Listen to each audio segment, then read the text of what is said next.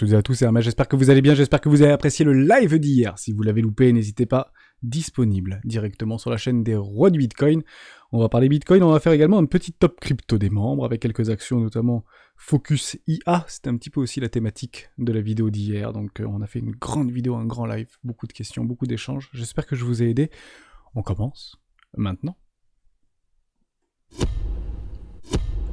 Avant de commencer, je vous invite toujours à rejoindre le Discord des rois du marché, n'hésitez pas, le lien sera dans la description, beaucoup de charts, beaucoup de graphiques qui sont partagés, c'est très plaisant à voir, vous avez quand même des bonnes analyses, je trouve ça plutôt intéressant, elles sont très construites, argumentées, donc c'est exactement ce qu'il faut pour pouvoir apporter un maximum de valeur à l'ensemble des membres de la communauté. Vous y trouverez également à l'intérieur une documentation qui s'appelle la stratégie des 4 euros, n'hésitez pas à l'utiliser, vous en imprégnez, vous en inspirez pour vous aussi trouver votre propre style d'investissement, que ce soit sur le court, moyen, long terme, et si vous avez décidé d'être plutôt court terme, jetez un petit œil côté des actions et des cryptos IA, et on va également en parler dans cette vidéo. On avait tracé 2 bornes de range ici en weekly, donc on ne vient pas s'affranchir ou clôturer au-dessus en weekly, au-dessus d'une scène de borne, donc ce sera dimanche, soit au-dessus des 23 955 $, ou en dessous des 22 333 $, et bah soit c'est bull, soit c'est bear, soit ça fait rien, et on continue à ranger, tout simplement. Pas très bullish, côté S&P 500, on repère 0,15%. Pourquoi ? Parce qu'on vient d'avoir les chiffres de l'emploi. Vous vous rappelez qu'on était dans cette situation que si on a un chômage qui continue à grandir aux États-Unis, bah ce sera des mauvaises nouvelles pour la population, mais des très bonnes nouvelles pour le marché. Boum ! Le taux de chômage qui continue à perdre en termes de pourcentage vis-à-vis des États-Unis. Donc c'est une très mauvaise nouvelle pour les marchés, mais plutôt une très bonne nouvelle pour les Américains, et je suis plutôt dans ces bonnes nouvelles-là. Et là, on aurait eu un 3,7 ou un 4,2, je pense que Wall Street aurait parti de to the moon. Très probablement, c'est pas ce qui se passe. L'emploi est fort aux États-Unis, donc on est en train, entre guillemets, de se déprécier. Au niveau de ces taux de chômage, on est nettement en deçà du consensus. On pensait qu'on allait avoir 3,6, donc au-dessus du précédent. Eh bien non, c'est en dessous du précédent. Dès lors, plutôt bon pour l'emploi aux États-Unis, donc plutôt bon pour le dollar. Peut-être un tout petit peu moins bon pour le marché par rapport aux politiques monétaires de la Fed, mais il semblerait bien que tout le monde s'en contrefiche maintenant de Powell. Dès lors, ça veut dire quoi ? Et je tends à le rappeler dans cette vidéo. On ne joue pas contre la Fed. Le marché est en train de jouer contre la Fed, actuellement. Généralement, ça se finit pas bien pour le marché. Dès lors, on peut éventuellement essayer d'encadrer, d'anticiper un espèce d'exit pump ou une euphorie vis-à-vis des valeurs technologiques de croissance côté IA, et je peux vous garantir, je pense, et l'écrire aujourd'hui noir sur blanc, que toutes les entreprises technologiques, de près ou de loin, vont nous sortir des pages complètes et des blogs sur l'intelligence artificielle, comme quoi ils sont dedans à fond. C'est exactement ce qui s'était passé pendant les dot-com. Donc peut-être qu'on est dans un scénario assez similaire à ce qui s'était passé dans les années 2000 vis-à-vis des dot-com par rapport à l'intelligence artificielle. Je préfère vous le dire maintenant, je l'ai beaucoup répété tout au long de la semaine, voire depuis le début du mois, début de la semaine, et également de la live d'hier. On n'est pas à l'abri de ça. Voilà, c'était juste pour vous dire ça. Donc si c'est tendanciellement bullish court terme, on suit la tendance. On suit la tendance et on ne se met pas contre la tendance. Bien que le fondamental ne soit pas bon, Apple fait des mauvais résultats, Apple a mal vendu son iPhone 14, ok, on l'avait dit, Apple prend 7%, prend 20%. Oui. Et ça, malheureusement, c'est pas dans le fondamental, c'est plutôt dans la technique. Ça pousse encore, et ça pousse, et ça pousse. Premier arrêt, on short, on short le premier arrêt, boum. Voilà, donc moi je me mets pas en face de ça. Après, si vous voulez éventuellement essayer de shorter un truc pareil, pourquoi pas, mais moi je me mettrai pas là. Voilà, ça va partir. Apple, à la surprise générale, vient de sortir sa propre intelligence artificielle qu'il développe depuis 2015. J'en sais rien, ça va peut-être sortir comme ça, et le machin, il va faire poum, et poum, et poum, nouvelle ATH. Ouais, mais ils font des mauvais résultats, ils ont mal vendu l'iPhone 14. Ouais, mais là, c'est pas très grave. En fait, on est plutôt dans le narratif du sentiment de marché, qu'on est en train de shorter ces actions technologiques, parce qu'on n'est pas d'accord avec cette montée, et on veut le plier. Et ça plie plutôt les particuliers, et ceux qui s'opposent à ce mouvement, tout simplement. Très psychologique, bien évidemment. C'est rare d'avoir cette situation psychologique-là, puisque en fait on n'a pas grand-chose sous les yeux, hormis de la spéculation et de la promesse, qui d'ailleurs n'en est quasiment pas, hormis une application qui fonctionne plutôt pas mal, mais qui existe depuis très longtemps. OpenAI, ça n'a pas été sorti il y a 6 mois, pour le coup, donc c'est quelque chose sur laquelle ils travaillent depuis très très longtemps, et qui commence à être exagéré peut-être par le marché, mais je pense qu'on est qu'au début, encore une fois, de quelque chose. Et si on est au début des cryptos, partez du principe que, au niveau de l'intelligence artificielle, on est en train de commencer une hype, tout simplement. Parce que c'est pas nouveau, en fait. L'IA, tout le monde connaît, toute la planète connaît. Pour le coup, même beaucoup on l'utilise, parce que ça fait très longtemps qu'on nous habitue, en réalité, à l'intelligence artificielle, à ses possibilités, à sa technicité, à ce que ça pourrait porter à la société. Et aujourd'hui, avec ChatGPT, en fait, on a un réel applicatif. Et cet applicatif est, entre guillemets, une boule de feu, si vous voulez, pour exploser au niveau de la hype. Ça, faut le comprendre. C'est un petit peu comme pour Bitcoin, si vous voulez. Ça avait fortement augmenté parce qu'on avait ce narratif en 2008 avec l'impression monétaire. Donc, il y avait un joli narratif. Après, ça s'est sacrément... ça s'est beaucoup apprécié. Donc, on peut presque partir du principe, on prendra une action tout à l'heure, il faudra vraiment l'analyser. Faites vos recherches, bien évidemment, de votre côté. Mais aujourd'hui, on a des capitalisations qui doivent faire 500 millions, 1 milliard, 1,5 milliard, qui peut-être demain feront 1000 milliards ou 2000 milliards de dollars. Et aujourd'hui, on peut acheter, entre guillemets, ces premières actions. C'est pas impossible de dire ça comme ça. C'est un petit peu comme si on achetait les premières actions de Facebook, ou les premières actions des réseaux sociaux, ou les premières actions de Spotify, avec le streaming, etc.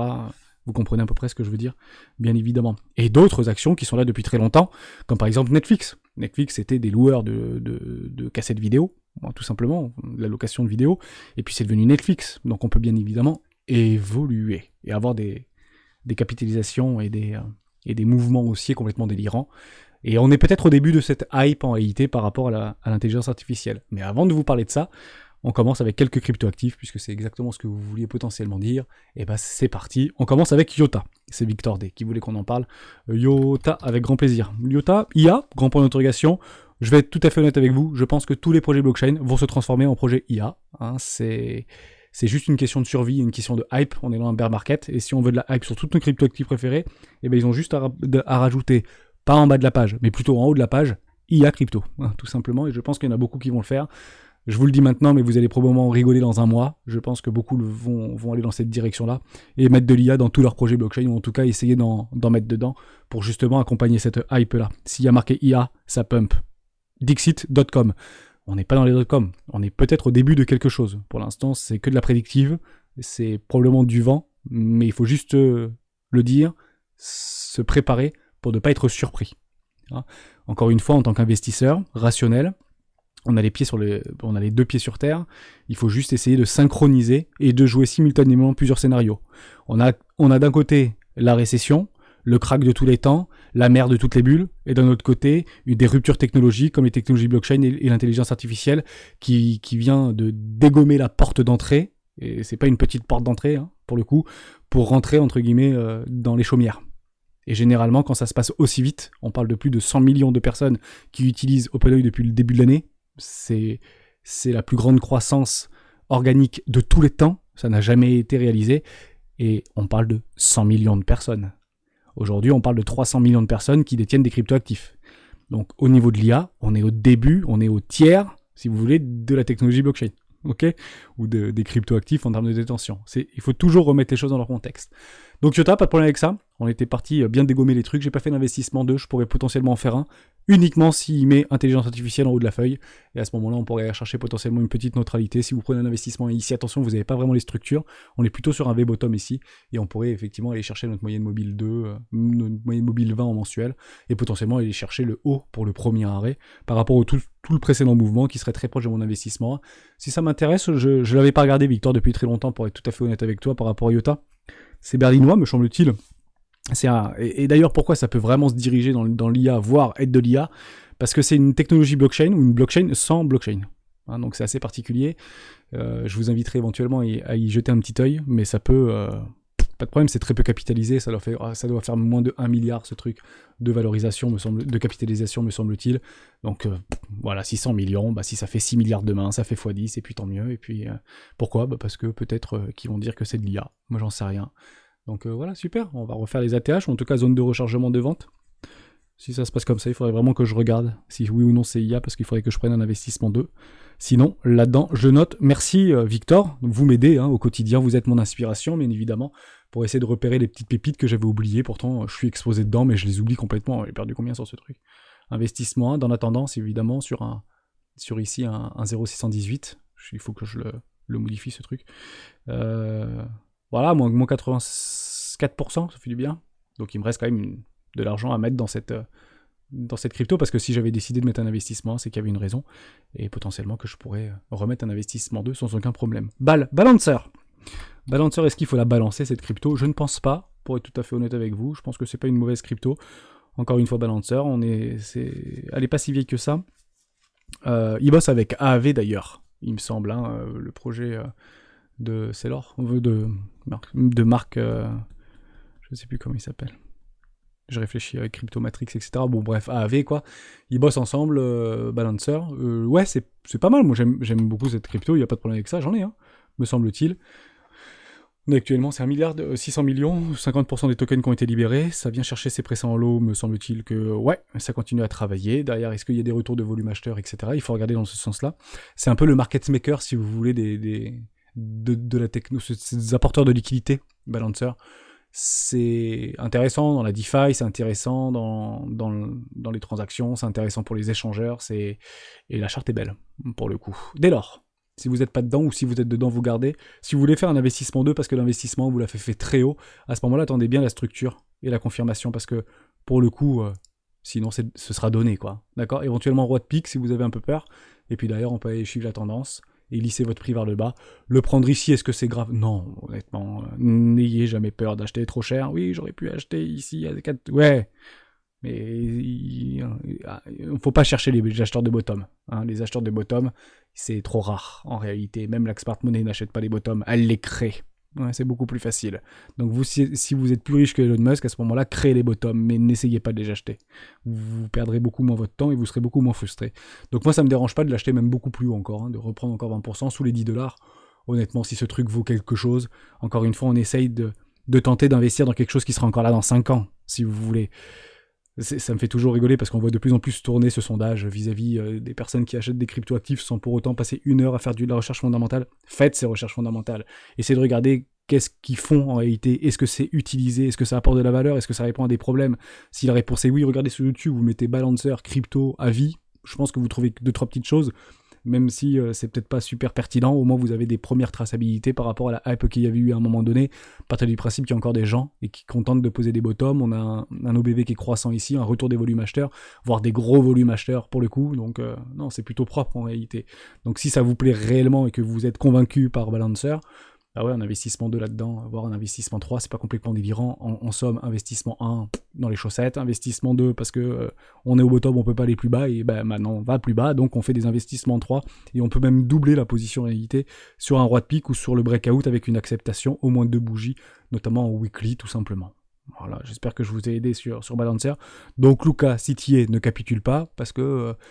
honnêtement, on aurait préféré avoir des structures pareilles depuis longtemps et elles ne viennent que de se mettre sous nos yeux. C'est quand même joli, il y a des gens qui ne veulent pas voir ce prix descendre. Hein, c'est racheté, c'est racheté, c'est racheté, c'est racheté. Ça arrive, c'est racheté, c'est racheté, c'est racheté. On est en octobre là, c'est racheté tout le temps en fait. Hein, et il y a eu d'ailleurs le crack de FTX et on n'est pas cherché les bottoms. Partez du principe que, regardez ça d'ailleurs. Vous regardez vos cryptos préférés et vous regardez par rapport au crack de FTX, le drama de FTX, si oui ou non on est parti chercher les pressants en lot. Si on n'est pas parti chercher les pressants en lot, partez du principe qu'il y a des gros portefeuilles derrière qui retiennent le prix. Et c'est plutôt bon signe. C'est, si vous voulez, si vous avez une didactique ou un tableau Excel fondamental par rapport aux cryptoactifs que vous sélectionnez, vous marquez une ligne, crack FTX, lot, point d'interrogation. Oui, non. Si on n'est pas parti chercher les pressants en lot, eh ben c'est plutôt bon signe l'histoire, pour être tout à fait honnête avec vous. Voilà pour ça. On continue avec Ren, le roi des interrupts, je suis aussi exposé dedans. Je réfléchis d'ailleurs sur un investissement 2 où je l'ai fait. Oui, bien sûr, je l'ai fait. Cet investissement 2 sur Ren, j'aime beaucoup. 1 milliard, ça fait plus 1 milliard, je pense. Hein. Pour le coup, top projet DeFi, je l'ai mis comme ça. Tokenisation crypto, blockchain, Ethereum. 331 sur CoinMarketCap. Peut-être que ça y est encore, peut-être que ça y est plus. C'est une belle crypto, j'adore ce type de charte, c'est OBV complètement croissant, on sort d'un enfoncement d'opportunité de survente ici, c'est typiquement le genre de truc sur un push Bruxelles, ça fait de nouveaux ATH, probablement, si ils ont fait les rendus. Au début, on investit dans des promesses. Après, il y a la roadmap, et en fonction de cette roadmap, il faut aller la regarder quand même, cette roadmap, pour savoir si oui ou non ils ont fait des rendus. Parce que souvent, les startups ou les projets crypto, ça fait de la roadmap, ça envoie des étoiles dans les yeux, des arcs-en-ciel et des feux d'artifice, et puis finalement, tu t'aperçois que ça n'a pas beaucoup bougé depuis la dernière année. Faites très attention à ça. Là, on joue plus la hype. Là, on joue le concret, l'utilité et le rendu. Il faut que ça respecte les roadmaps. Regardez si ça continue à bosser derrière. On continue à déprécier, on a une espèce de falling wedge ici, hein, on peut le regarder comme ça, il n'y a pas de problème avec ça. Hop, un petit falling wedge. Bon, bah derrière, on ne peut pas forcément aller chercher beaucoup d'objectifs, mais j'ai fait un investissement de juste ici sur une bougie de ravalement. Me connaissant, j'ai dû faire ça comme ça, moi. Là, je me connais bien. Voilà. Exactement. Donc ici, vous avez une magnifique bougie de ravalement. Ça n'a pas été clôturé. Ici, bougie de ravalement, pending exécution. Pingo. Propre, hein. On aurait pu aller chercher éventuellement le déséquilibre ici, on n'est pas parti le chercher. Mais voilà, bête et discipliné. Hein. Voilà, j'ai fait mon investissement de c'est un pending exécution sur les 0,8. Et puis derrière, ça me permet de lisser mon prix en réalité. Donc si j'ai un prix d'entrée, grosso modo, là-dedans, peut-être les 20 centimes. Ah, j'ai pas mon 110%, dommage. J'aurais un 110% dans une classe éco, vous vous rendez compte, le rêve? Enfin, si on m'avait dit Rennes Protocol reviendrait très probablement sur un 0,07 lorsqu'il était très proche des 1,34$, je pense que beaucoup auraient rigolé. Eh ben non, parce qu'on suit la stratégie, on fait un investissement, potentiellement un investissement. Ah oui, j'avais même pris un 110% là-dedans. Je me rappelle? Ouais, largement. Vous voyez, que des profits dans les profits réaccumulés. Tout ce que ça baisse, ce n'est qu'une opportunité, pas de stress, tout va bien. Vra, c'est Alberto qui voulait qu'on parle de Rennes. Vra, donc Vra, je sais plus, c'est qui m'en avait parlé, mais comme tu l'as dit plusieurs fois, je me suis dit que tu étais très exposé sur Veracity. C'est bien Veracity, pas de problème par rapport à Vra. Je sais pas si j'ai un petit peu d'historique. On a de l'historique. Tu dois être beaucoup exposé dedans, parce que tu as été... Il y a un membre ou plusieurs membres qui me le demandent très, très régulièrement, et maintenant on se retrouve dans quelque chose d'assez intéressant. Bon, on arrive dans le désespoir. Beaucoup peut-être le font, achètent et ajoutent en fait à leur perdant, et d'un coup le machin prend beaucoup. Voilà, ça prend 200%. En somme, Hermès, tu peux me parler de Vra parce que qu'est-ce que je fais, quoi? Alors, quel était ton plan? Ça c'est super important. Est-ce que nous sommes ici? Bonne question. Est-ce que nous sommes ici? C'est possible parce qu'on a un sacré pullback. Est-ce que nous sommes ici? Bon, on n'en sait rien. En réalité. Ce qu'on sait, c'est qu'on a une moyenne 20, bande de Boulanger qui fonctionne très bien. Vous pouvez mettre aussi les bandes de Boulanger, pas de problème avec ça, en mensuel bien évidemment, mais là on le verra peut-être un peu moins bien, donc je vais pas le mettre. Mais dans l'idée, actuellement, on peut partir du principe qu'on n'est pas parti chercher les précédents lots du désespoir de l'année 2020, donc c'est plutôt propre. On a fait quelque chose de complètement automatique qui s'appelle quasiment un wake-up check des précédents W trimestriels, voire un W mensuel.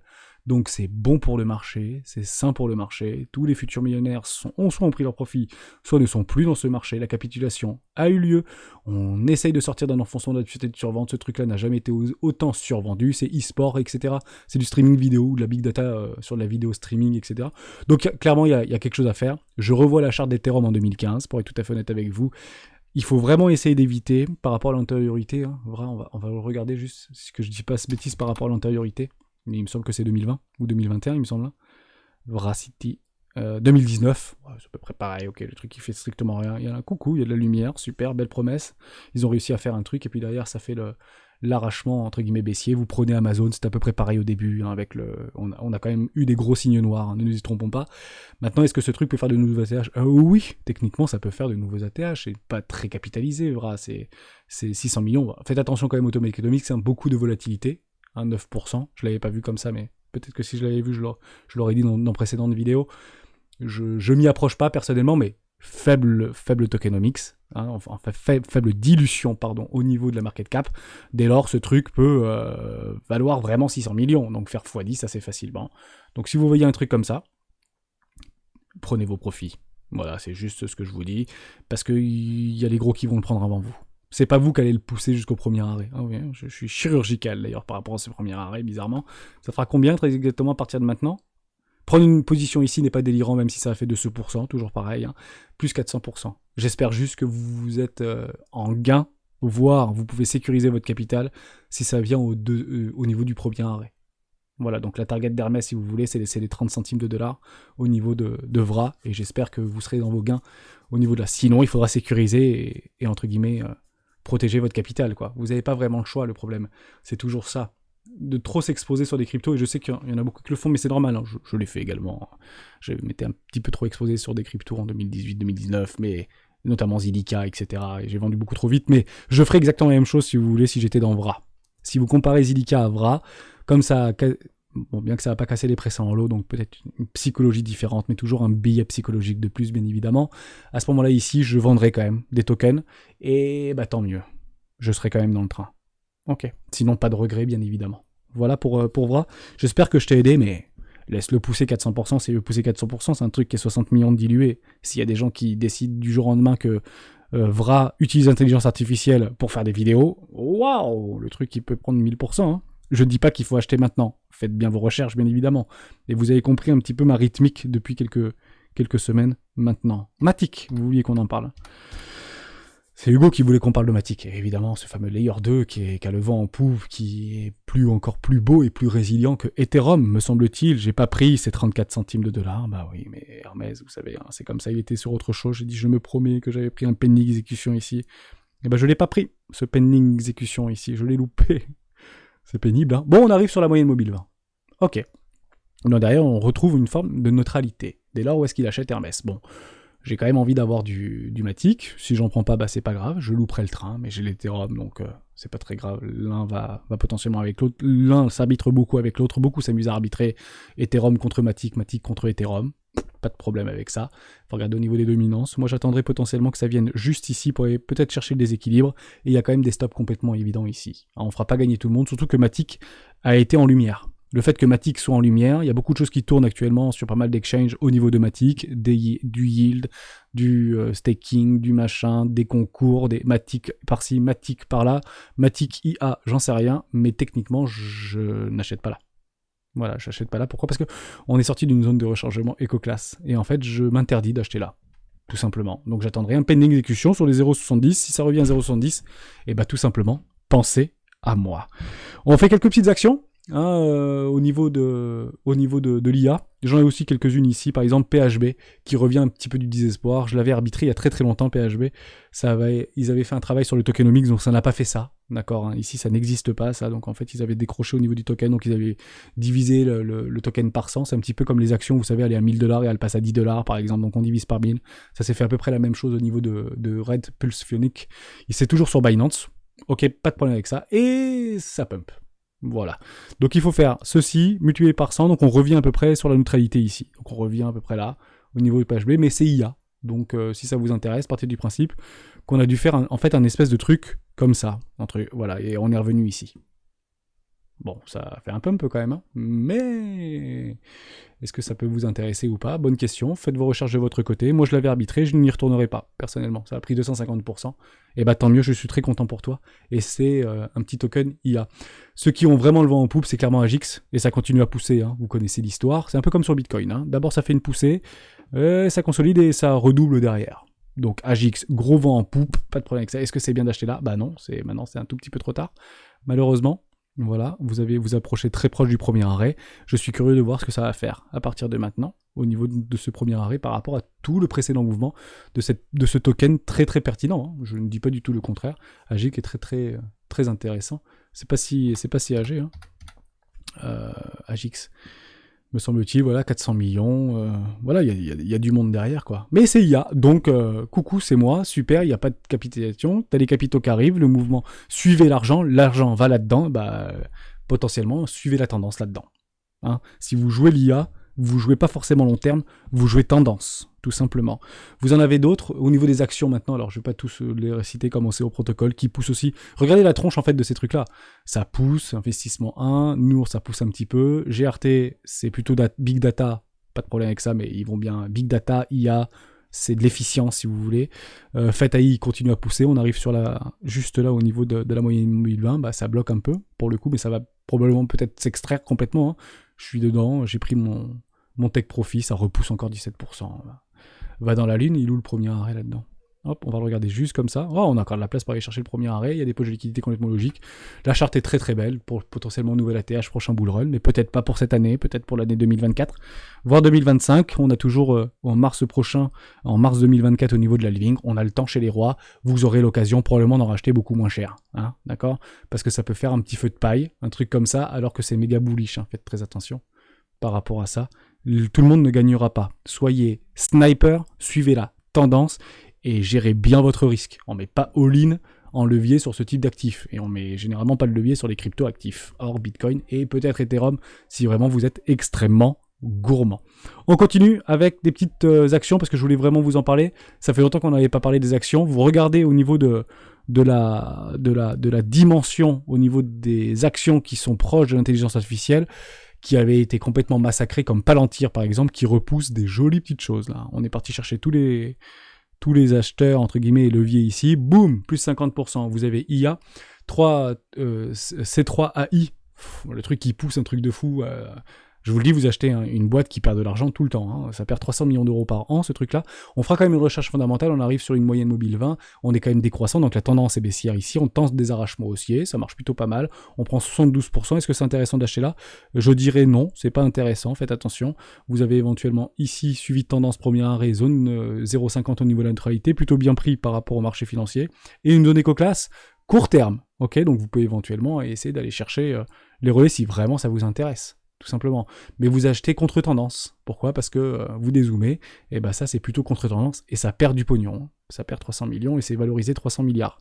3 milliards de dollars, me semble-t-il. Voilà, parce qu'on voulait qu'on en parle, mais on ferait une recherche peut-être un peu plus approfondie, si vous avez fait des recherches poussées, parce que c'est un petit peu celle qui commence à revenir dans les tops. Vous savez, vous marquez top action IA, et ben boum, vous avez celle-là qui ressort, quoi. Donc bizarrement, ça marche. Donc je pense que ça peut être vraiment des petits qui essaient d'acheter ça, et peut-être un exit pump, faites très attention, faites vraiment bien vos recherches. Au niveau CRM, vous avez Salesforce, bah voilà, IA ça pousse, bon bien sûr vous êtes quand même dans une dynamique tendancielle baissière ici, les V-bottoms sont bien à être retestés. Faites attention, des jolis W weekly, voire des W mensuels qui se mettent en place sur AMD, Intel également que je vais acheter. Et ouais, Intel ça fait longtemps que j'en voulais. C'est IA, on dit ce qu'on veut, c'est américain, je ne parie pas contre les Américains. Intel aura mon investissement, je le fais avant la clôture ce soir.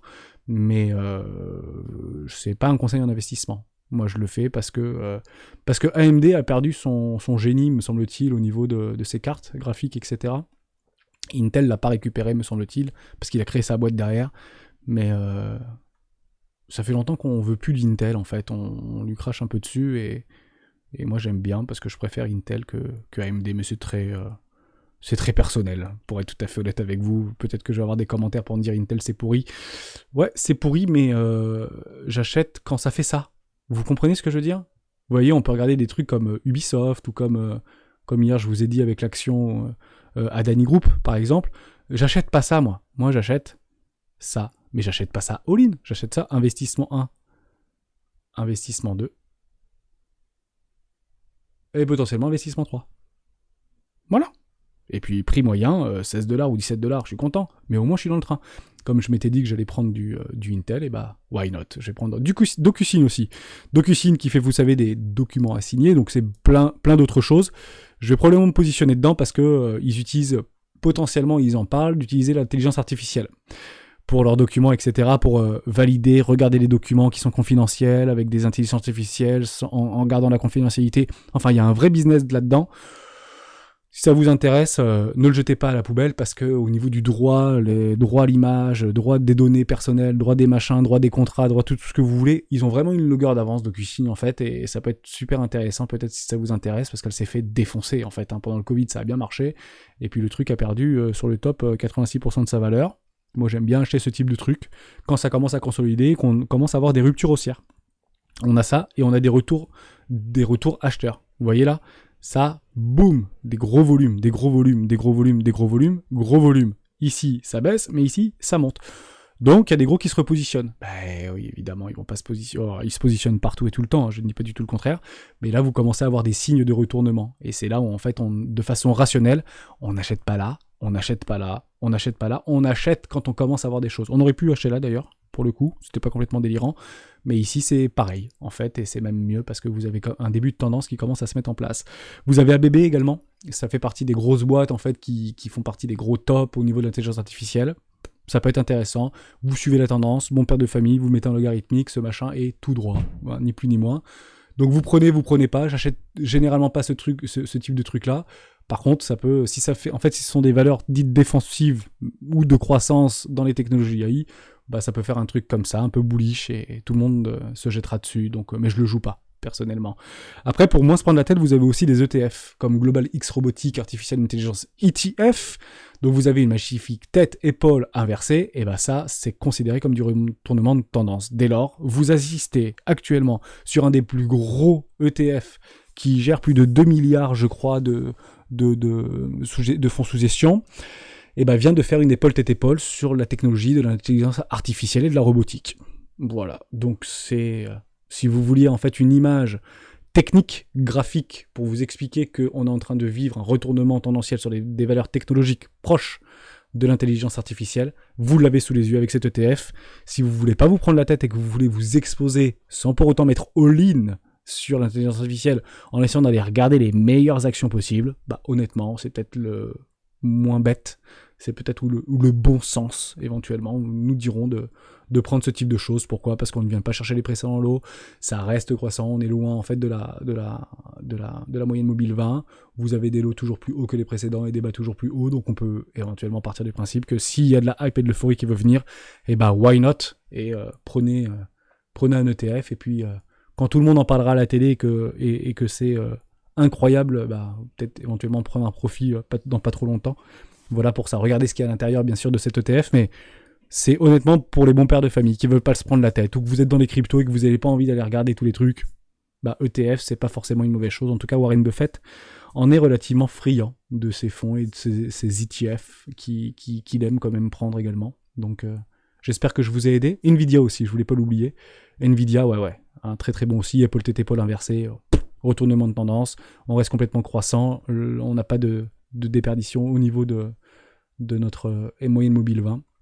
On regarde du Ichimoku Kinkoyo, c'est aussi dans le top 5 des plus grosses valos qui vont s'intéresser de près, voire de très très près à l'IA, avec, que ce soit dans le jeu vidéo, que ce soit dans la bureautique, que ce soit dans la vidéo ludique, que ce soit dans tout ce que vous voulez, avec le ray tracing, avec tout ça. Enfin, ils font des trucs de fou maintenant dans les jeux vidéo, avec la réalité augmentée, la réalité virtuelle. Beau. En tout cas, vous avez un magnifique suivi de tendance. Vous le prenez pas, mais je vous invite quand même à aller chercher du côté de la vidéo d'hier par rapport à la réalité de l'économie en 2023.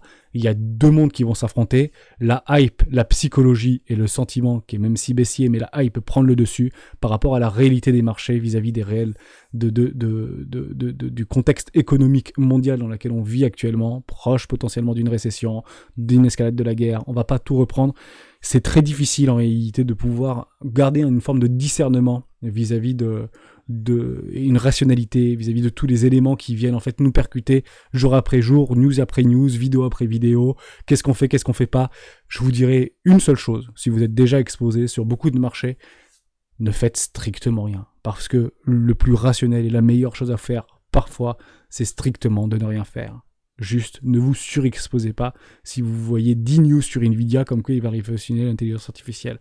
Soit vous y êtes, tant mieux, soit vous y êtes pas, eh bien, tant pis. Mais là, c'est clairement du suivi de tendance et l'investissement aurait pu être pris ici. J'ai failli le prendre personnellement, je ne l'ai personnellement pas pris, puisque beaucoup de billets, bien évidemment, et puis d'autres allocations que j'ai préféré faire, notamment sur des cryptoactifs qui m'ont d'ailleurs déjà récompensé, et je l'en remercie.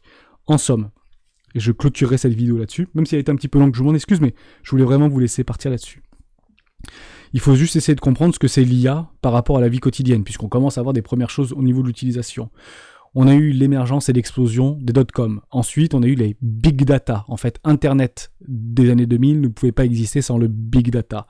Et le big data a émergé l'AI, l'intelligence artificielle, qui permet peut-être d'avoir plus d'efficacité sur ces data, sur ces cloud computing, tout ce que vous voulez, plus d'efficience, plus de pertinence, plus de tout ce que vous voulez. En somme, est-ce que l'IA est une rupture technologique ou est-ce que c'est une évolution technique ? Et en fonction de ça, la hype redescendra bien plus vite qu'elle n'est arrivée. Je pense que les technologies blockchain ont beaucoup plus d'impact et auront probablement beaucoup plus d'impact dans notre vie quotidienne que d'un point de vue CeFi, DeFi, monétaire, gaming, etc. Peut-être que de l'IA qui peut peut-être être pris comme elle ne l'est pas et comme elle ne devrait pas à l'heure actuelle. On est d'accord que les hypes et les euphories sont généralement des situations psychologiques fortes qui sont déconnectées de la réalité du marché. C'est pour ça qu'il ne faut pas se mettre au travers de ces chemins-là. Ne shortez pas un TGV IA, hein. C'est pas, ou n'importe quoi d'ailleurs, ne shortez pas un TGV tout court, mais dans l'idée c'est un petit peu ça. Dès lors, si vous voulez pas ETF, si vous voulez plutôt aller vous diriger sur des trucs IA, je vous inviterai peut-être à regarder du côté des grands secteurs de demain. Dès lors, vous pouvez regarder la santé, tout ce qui est biotech, tout ce qui est green, écolo, etc. et tout ce qui est énergie. Voilà. Pourquoi ? Parce qu'aujourd'hui, en récession, vous écoutez beaucoup d'économistes et beaucoup d'analystes financiers qui ont quand même du bagage et qui sont bien représentés sur dans le domaine de l'analyse ou de l'économie, en fait, ils vous disent, si vous voulez des actions, n'allez pas voir des actions tech, n'allez pas aller voir des actions comme ça, allez plutôt vers l'énergie, plutôt vers l'écologie, plutôt vers la biotech, plutôt pour la santé. Et faites une pierre deux coups et allez voir ces domaines-là, peut-être, si ça vous intéresse, mais plutôt s'ils font un petit peu d'intelligence artificielle, parce que, encore une fois, je reviens par rapport aux dot-com, à l'époque des dot-com, si on est à la base d'une bulle, tout pumpera. Tout pumpera. Je vous rappelle que Bitcoin en 2017, que vous y êtes ou que vous n'y êtes pas, tout avait pumpé. Absolument tout avait fait ça. Il y avait, personne n'était... toi t'es crypto, ouais j'ai un projet crypto, combien ? C'était pas c'est quoi ton tokenomics, ça n'existait pas. Et personne ne comprenait rien, c'est j'achète. C'est combien ? Moins de 1 centime. J'en achète 1 million. Ok, d'accord. Vous comprenez ce que je veux dire ? Merci à toutes et à tous d'avoir suivi cette vidéo jusqu'au bout.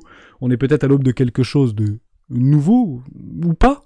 Suivons-le, soyons au courant. Si on est là, c'est pour avoir ce type d'informations et potentiellement de pouvoir le jouer dans la tendance. Je vous souhaite un excellent week-end à tous. Ciao.